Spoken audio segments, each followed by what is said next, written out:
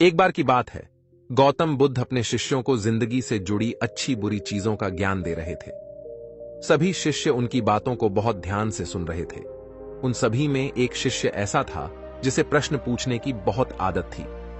वो उठकर गौतम बुद्ध के पास गया और उनसे बोला, आप हमें जिंदगी के बारे में जो कुछ सिखा रहे हैं उस सब का क्या फायदा, क्योंकि हम में से बहुत से बच्चों को यह भी नहीं पता कि हमारे जीवन का मूल्य क्या है और ये जीवन हमारे लिए कितना कीमती है। पहले आप हमें यह बताइए कि इस जीवन का मूल्य क्या है।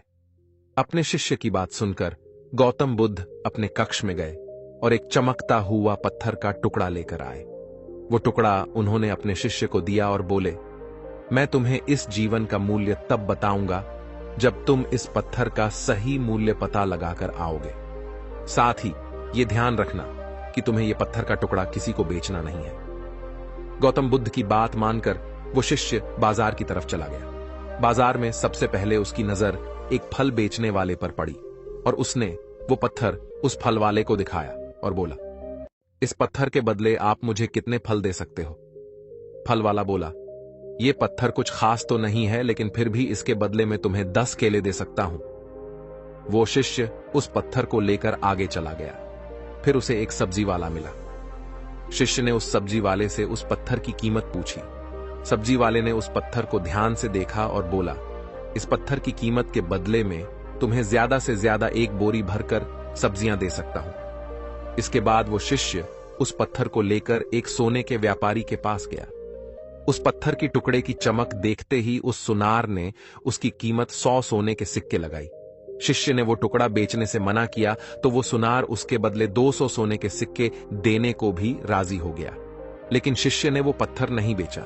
इसके बाद वो शिष्य एक हीरों के व्यापारी के पास गया और उनके सामने उसने वो पत्थर के टुकड़े को रख दिया। उस पत्थर को देखते ही हीरों के व्यापारी ने एक साफ कपड़ा बिछाया, उस पत्थर को उसके ऊपर रखा, फिर उसकी परिक्रमा की और हाथ जोड़कर उस पत्थर को कपड़े में लपेटते हुए वो बोला, तुम जिसे मामूली पत्थर समझकर उसकी कीमत पूछ रहे हो, असल में ये एक बेशकीमती रूबी है। ऐसा रूबी हर किसी को नहीं मिलता। मैं अगर अपना सब कुछ बेच भी दूं तो भी इसकी कीमत नहीं चुका सकता। उस व्यापारी की बातें सुनकर वो शिष्य हैरान हो गया।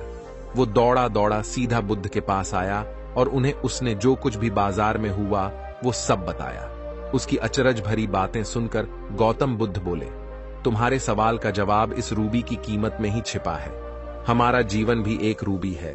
रूबी की तरह यह भी बेशकीमती है, लेकिन हम इस बात को हमेशा नजरअंदाज करते हैं और अपने जीवन का मूल्य नहीं समझते। हम दूसरों को देखकर जीने की कोशिश में अपने जीवन की कीमत को कम कर देते हैं। हम ये सोचते हैं कि हमारी जिंदगी की कीमत वही है जो दूसरे हमें बताते हैं, लेकिन ये बात हमेशा ध्यान रखना कि सामने वाला अपनी हैसियत, बुद्धि और अपनी समझ के हिसाब से तुम्हारी कीमत लगाता है। यदि आपको यह वीडियो पसंद आया हो तो लाइक करें, शेयर करें और हमारे चैनल को सब्सक्राइब करना ना भूलें।